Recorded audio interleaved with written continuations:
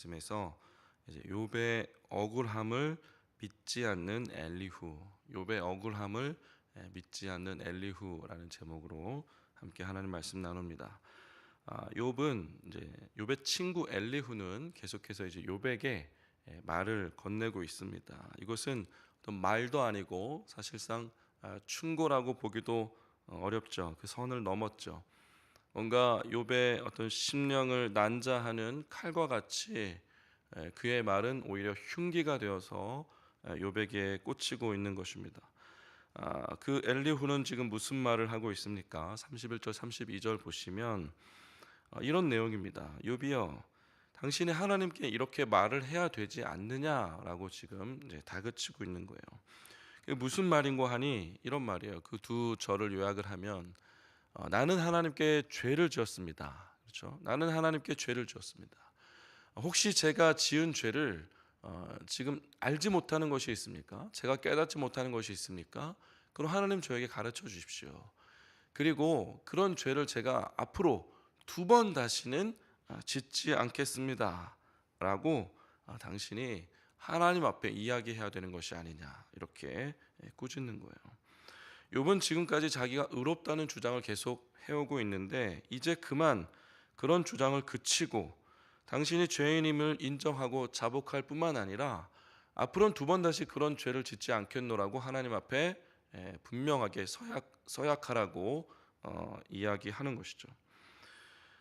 엘리후가 그렇게 욥에게 다그치는 이유는 있습니다. 그렇죠? 욥의 모습은, 욥의 처지는, 욥의 지금의 모양새는 어떻습니까? 지금 누가 보아도 욥은 그 처지가 심히 좋지가 못한 거죠. 그러니까 누가 보아도 분명히 극악한 어떤 범죄를 저지르고 하늘로부터 극형에 처하고 있는 그런 모습을 욥이 하고 있는 거예요. 그러니까 그 욥의 모양새나 욥의 처지가 곧 욥의 죄가 되는 겁니다. 뭐 가난이 죄다, 뭐 이런 얘기도 있는데 욥의 모양새나 욥의 처지가 곧 죄가 되는 거예요. 그러니까 경찰 행정학 분야의 어떤 연구들을 보면은 이런 내용들이 있습니다. 범죄자 비난 이론이라는 게 있어요. 범죄자 비난 이론. 그러면 범죄 피해자 비난 이론이에요. 우리는 보통 어떤 범죄 현상을 볼 때 그 범죄 가해자를 공통적으로 다 비난합니다. 그런데 범죄 가해자만 비난하는 게 아니라 피해를 당한 피해자도 사실은 비난을 한다는 거예요. 동서를 막론하고 그 피해자를 뭔가 비하하는 듯한 그런 표현들을 그 언론에 보도할 때 사실상 섞어가면서 쓰고 있다는 겁니다. 근데 왜 그런 거 하고 이제 생각을 해보니까 누구나 다 일반적으로 그 마음 속에 어떤 사회의 정의에 대한 어떤 공감대가 형성이 되어 있는데, 그래서 그 피해를 당한 사람은 아무리 그 사람이 우리 눈에 보기에 선량한 사람처럼 보인다고 한들 실상은 우리가 알지 못하는 어떤 부족한 구석, 그 죄에 연루될 만한, 그 범죄에 연루될 만한 구석을 가지고 있기 때문에, 그런 악한 부분이 있기 때문에 그 사람이 그 범죄에 연루돼서 피해자가 된 것이라고 사람들은 생각한다는 거예요. 그것 봐라, 너가 아무리 착하다 한들 보이지 않는 그 이면에 너가 거기에 연루될 만한 그런 악한 면이 있으니까 그렇게 당하는 거지, 그러지 않고서야 어떻게 무고한 자가 그런데 연루가 되겠느냐라는 생각을 가지고 있다는 거예요.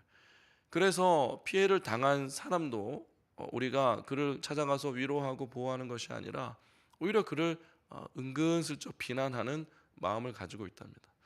뿐만 아니라 나아가서 어떤 가족이나 지인들조차도 실제로 범죄 피해자들을 감싸기보다는 비난하는 경우도 아주 많다는 거예요.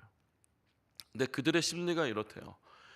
그를 비난함으로써 나는 선한 거예요. 이 사람은 악하니까, 악한 구석이 있으니까 지금 범죄 피해자가 된 거잖아요. 내가 범죄 피해자가 되지 않은 건 나는 선한 거예요. 그리고 또 나는 이제 그런 범죄 피해자가 되지 않아야 한다는 어떤 자기 안위를 얻기 위해서 자기가 서 있는 그곳이 뭔가 어떤 안전지대에 있다는 것을 자기가 확인하고 싶어서 오히려 범죄 피해를 받은 자를 비난하게 된다는 것이죠. 너는 나쁘니까 범죄 피해자가 됐고 나는 범죄 피해자가 아닌 거는 아직 선하기 때문에 범죄 피해자가 아니고 앞으로도 그럴 일이 없을 것이다 라는 그런 자기 방어를 하고 있다는 것이죠. 그러니까 말하자면은 욥이 지금 계속해서 친구들한테 어떤 그 조언을 계속 듣고 있는 이유는 소위 말하는 게 조언이라기보다는 잔소리죠, 잔소리. 그 잔소리를 계속 듣는 이유는 그냥 욥의 처지가 그렇기 때문에 그런 거예요. 그러니까 욥의 처지가 어떻게 어떻게 반론을 제기할 수가 없어요. 그냥 그 처지 자체가 죄가 되는 겁니다. 욥의 모양새가 그냥 그 자체가 그냥 죄가 되는 거예요. 그 죄인이에요. 그 모양새가 죄인이죠. 그러니까 욥의 친구들이 계속해서 욥을 비난하고 있는 것입니다. 근데 그것도 모자라서 욥의 친구 엘리후는 이제 하나님을 끌어들입니다. 33절에 보니까 하나님께서 그대가 거절한다고 하여 당신의 죄를 욥이 인정하지 않는다고 해서 하나님이 거기서 그냥 그대로 인정하고 받아들이고 넘어가겠느냐. 약간 난해 구절이고 번역이 좀 다르게 되는 부분들이 계속 있다고 합니다. 이 구절이 그렇게 이해하시면 좋을 것 같습니다. 욥이 거절한다고 하나님이 그걸 받아들이겠느냐라는 것이죠.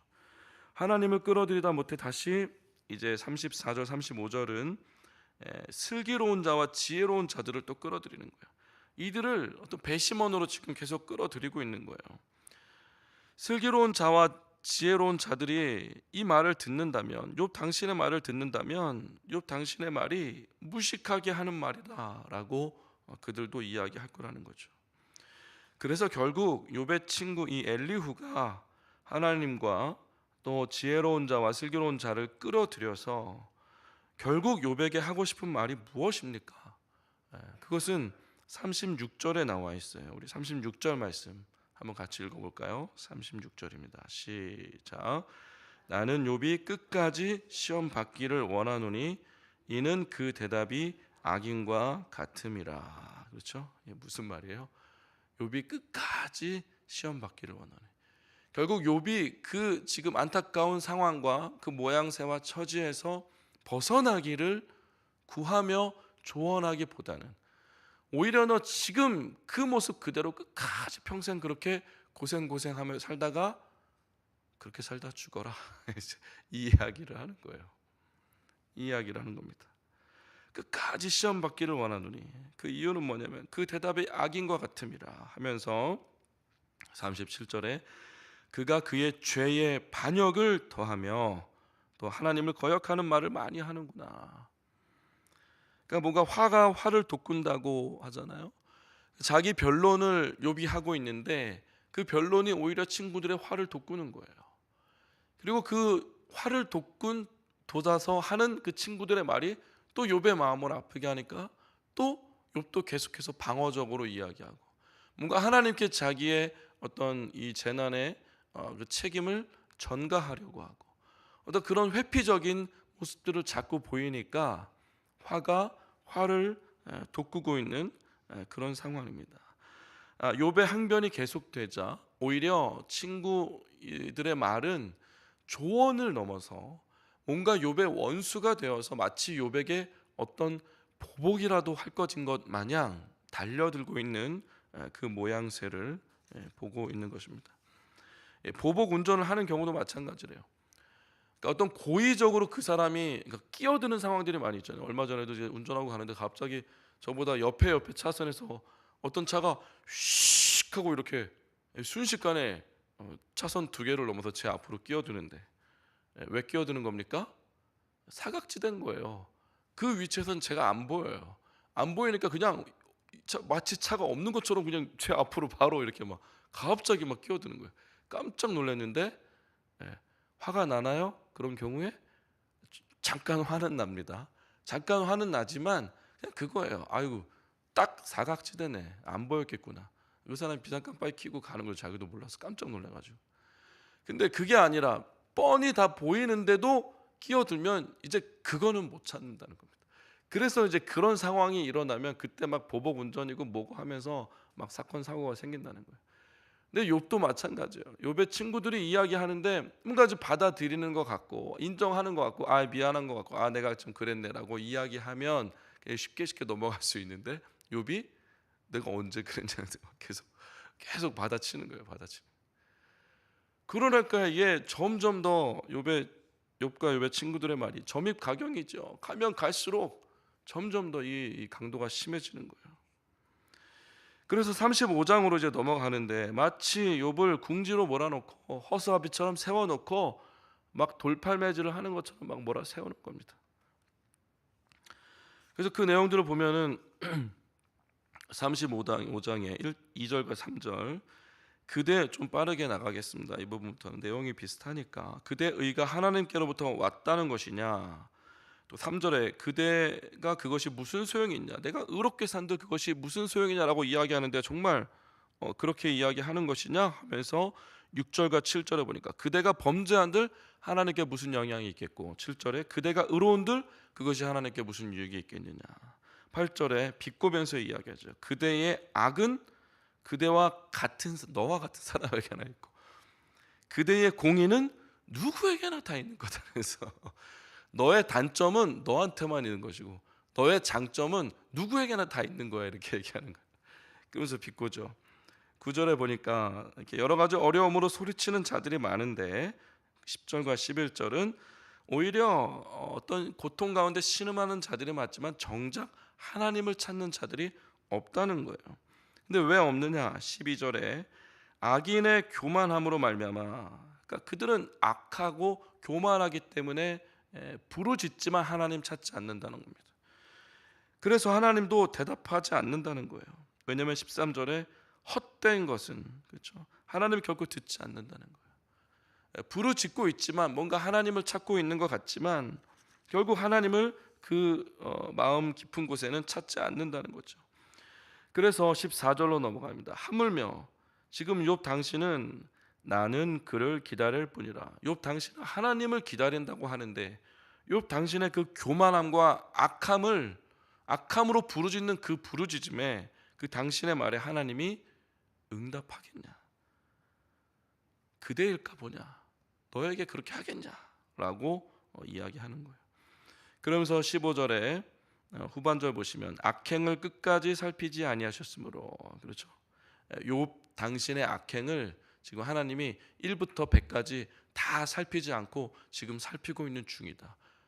그러니까 뭐예요? 다 살피고 나면 너는 이제 끝났어. 급사를 맞는 거야. 근데 아직 하나님이 그거 아직 다 살피고 있는 중이야 지금. 그래서 당신 입이 지금 살아있는 거야. 그래서 지금 당신 입이 살아서 그렇게 말을 할 수 있는데 하나님이 100까지 다 살피면 넌 이제 끝이야. 이런 얘기를 하는 거예요. 16절에 욥이 헛되이 입을 열어 지식 없는 말을 그렇게 많이 하는구나. 언제까지 그렇게 입을 열어 그 말을 많이 할 수 있을 것 같아. 이 말을 하고 있는 거예요. 하나님이 악행을 끝까지 살필 때는 당신은 이제 끝났소라고 말을 하는 것이죠. 이런 내용들을 살피면서 이제 오늘 말씀을 이제 묵상하면서 같이 이런 부분들을 생각해봤으면 좋겠습니다. 뭐냐면 이제 욥기가 중반을 넘어서 이제 후반을 향해 나아갑니다. 이제 친구들의 말, 욥의 말들 이제 거의 마무리 단계에 접어들죠. 우리가 이런 것들을 살펴볼 때 욥이나 욥의 친구들이 정작 대단히 하나님을 섬긴다고 하고 있지만 실상 그들에게서 하나님은 너무나 멀리 떨어져 있는 것과 같은 그런 느낌을 우리가 지울 수 없다는 것이죠. 욥은 당대 의인입니다. 그러나 욥의 모든 발언을 통해서 정말 이 사람이 의인인가? 라는 그 의심을 자아내게 한다는 것이죠. 그리고 욥의 친구들은 꽤 신앙이 좋아 보이지만 정작 거의 죽을 뻔한 욥을 계속 또 죽이고 욥을 어떻게든 끝까지 몰아세워서 죽이려고 안달이 사람들과 같이 욥에게 달려들고 있는 모습을 보는 거예요. 욥은 그 지적을 받아들이지 못하고 계속 피하려고만 들고 회피하고 어떻게든 하나님께 책임을 전가해 보려고 하는 그 모습을 보이고 있다는 것이죠. 이들에게 도대체 하나님은 어디 있습니까? 분명히 이들의 말 속엔 하나님을 이야기하고 있어요. 그러나 정작 이들에게 하나님은 어디에 있느냐 말이죠. 오히려 이들 가운데 분명한 것은 하나님을 이야기하면서도 하나님의 부재, 또 하나님의 결핍이 이들에게서 느껴지고 있는 거예요. 그 예를 들어서 이런 부분을 생각해 봤으면 좋겠습니다. 욥의 어떤 이 회피하는 모습들, 하나님께 책임을 전가하려는 모습들, 이것은 그냥 말씀을 묵상하다 제 개인적인 묵상입니다. 마치 예수님을 끝까지 따라갔다가, 그렇죠? 신문 받는 예수님을 멀찌감치 바라보면서 그 불을 쬐고 있다가 어떤 여종들이 지금 너 갈릴리 사람 아니냐, 그와 같은 도당 아니냐라고 물었을 때 그 말에, 그렇죠? 겁이 나가지고 오히려 막 소리치면서 예수님을 저주까지 하면서 급하게 자리를 피해 도망가고 있는 그 베드로의 모습을 생각나게 하는 거예요. 또 욥의 친구들은 어떻습니까? 회심하기 전 사울의 모습이 이와 비슷하지 않았을까? 당시 예수님을 못 박아 죽였던 대제사장들과 서기관들과 그 종교 지도자들의 모습이 이와 비슷하지 않았을까라는 생각을 해보는 거예요. 그러니까 이들은 어렸을 때부터 철저하게 율법으로 교육을 받은 거예요. 근데 철저하게 율법으로 교육받았다는 것은 무엇이냐면 율법이 또 하나님을 사랑하고 이웃을 사랑하는 그 역할을 하면서 그런 교훈으로 자기에게 주어진 것이 아니라 오히려 그 율법이 회초리가 되고 또 칼이 되어서 자기 자신의 죄를 찌르고 자기 자신을 비하하는 그런 도구로 사용되어졌다는 거예요. 그러니까 그 율법이 자기 자신을 찌르고 겁박하고 자기 자신을 비난하고 비하하는 그런 도구가 되었기 때문에 어떤 남의 죄를 보고 아무렇지도 않게 너무나 쉽게 율법으로 그를 붙잡을 수 있고 때릴 수 있고 잡을 수 있고 가둘 수 있고 그를 심지어 죽일 수도 있는 거예요. 뭔가 이 욥의 친구들의 모습, 하나님을 이야기하고 있지만 결국 계속해서 욥에게 어떤 말로 욥의 심장에 칼을 찔러대는 그 모습이 스데반 집사를 잡아 죽이는 모습, 예수님을 잡아 죽이는 그 모습과 율법으로 그렇게 하는 거잖아요. 그 모습과 비슷하지 않나 이런 생각을 해봅니다. 하나님을 믿고 있지만 하나님께는 너무나 멀리 떨어져 나와 있는 그 모습이라는 것이죠. 그러나 어떻습니까? 성령의 역사 이후에 이 두 사람은 사실 이 사도 바울과 베드로는 부족함이 있습니다. 사실 그 이후에도 부족한 모습들이 보이죠. 그러나 이들은 오히려 회피하지 않고 담대하게 예수님을 전하는 모습을 보는 거예요. 감옥에 갇히고 나서도 하나님을 끝까지 찬양합니다. 어떤 무엇을 변론하거나 항변하려고 하지 않습니다. 그냥 하나님을 계속해서 찬양하는 거예요. 오히려 십자가를 피하려 하지 않고 십자가를 자랑하려고 드는 거죠. 십자가밖엔 자기가 자랑할 게 없다고 그렇게 이야기하는 거예요. 오히려 하나님을 알기를 원했지만 궁극적으로 그들이 진심으로 하나님을 알게 된 그 시점에는 그들이 어떤 항변도 하지 않고 어떤 회피도 하지 않고 오히려 그 십자가를 피하려고 들지도 않고 십자가를 자랑하고 율법으로 다른 사람을 죽이는 것이 아니라 오히려 사도 바울이 세운 교회들의 문제가 얼마나 많았습니까? 서로 간음하고 당을 지어서 싸우고, 그렇죠? 얼마나 문제들이 많았어요. 근데 그런 문제들을 율법으로 다 난도질하고 이렇게 해서 비난하고 정죄하는 것이 아니라 그들을 그리스도의 은혜와 사랑으로 계속 어떻게든 가르쳐서 진리로 이끌려고 부단히 애를 쓰고 있는 그 사도 바울의 모습을 우리가 보잖아요.